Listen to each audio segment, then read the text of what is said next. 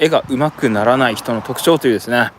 なかなかきついタイトルではありますが、この話はですね、裏を返せばその特徴を知っていれば、あるいは自分がねそれに当てはまるのであれば、その逆を全部やれば上手くなるってことなんだよね。僕が思うに、今下手であることっていうのはそんなに問題がないと思うんですよ。どっちかっていうとそうじゃないんですよ。今、どのぐらいのレベルなのか、というよりもその変化率の方が重要だと僕は思います。昨日よりも、あるいはですね1ヶ月前よりも別人のように描ける、別人のような絵を描く、上手くなるかどうかじゃなくて、この前の人と全然違う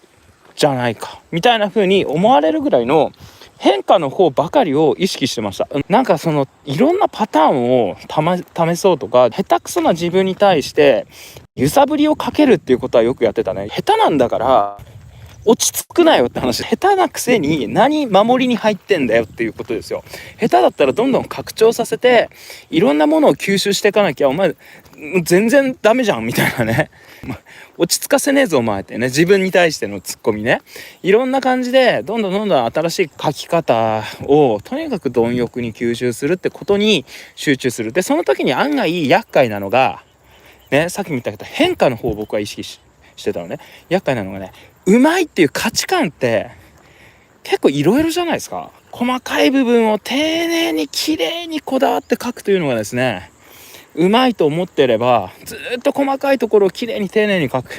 や、それはそれで一つの描き方としていいんですよ。僕もそういう時期ありました。でそれと次に、すごく、ポイントだけを押さえて早く描くみたいな感じで、自分に対していろんな描き方をね、早く描く、ゆっくり丁寧に描くとか、細かくいっぱい線を描く、線を引かないとかね、こうやっていろんなスタンス、いろんな描き方を様々試そうかなと僕は思ってやってたんですね。だからこれが揺さぶりをかけることだと思います。でこれがですね、どうしてもうまくもないのに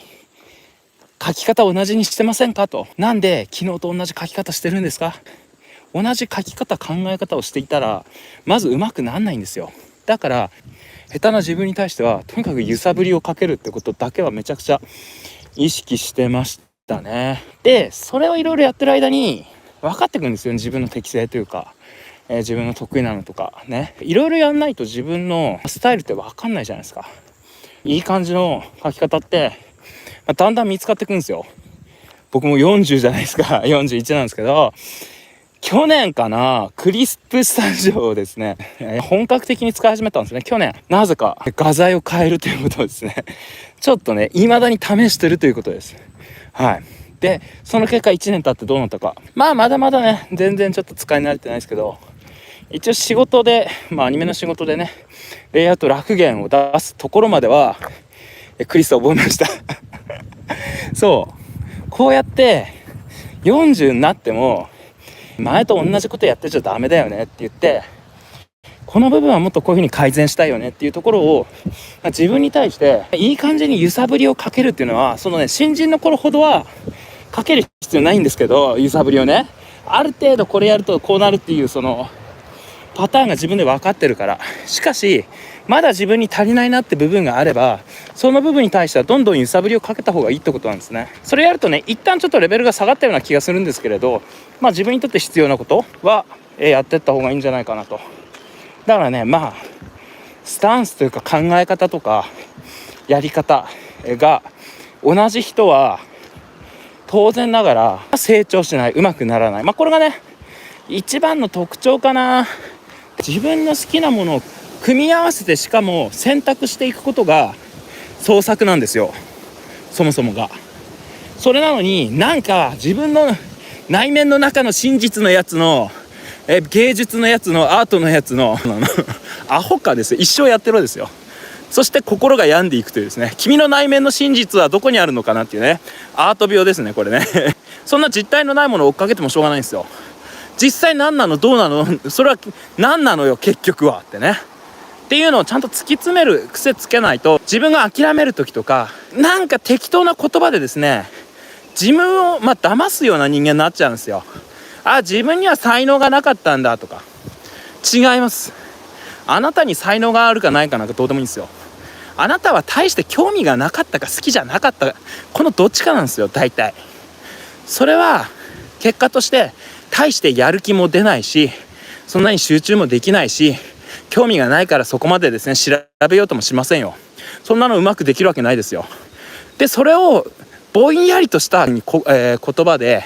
才能とかセンスとかいうね、よくわかんない言葉でお茶を濁すのはやめましょうよ。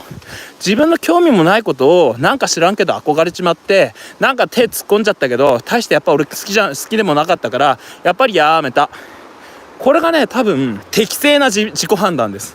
何か適当な言葉でごまかす癖をつけてしまう人、絵が上手くなる人ならない人のすごいね、ここでこう分断っていうのかな、めちゃくちゃ違うところ、これ何かっていうと、言葉選びが非常に適切か不適切か。要するに自分なりに体験したことや考えたことを拙いながらも言葉にできる人と、なんかどっかで聞いた風のですね、やっぱ自分には才能ないしとかさ、個性でしょとかさ、やっぱあの人天才だからとかさ、なんかねそういうですねよくわかんない言葉ですごいですね解像度の低い、どっかで聞いたようなことしか言わない人、こういう人はね正直ね伸びないです。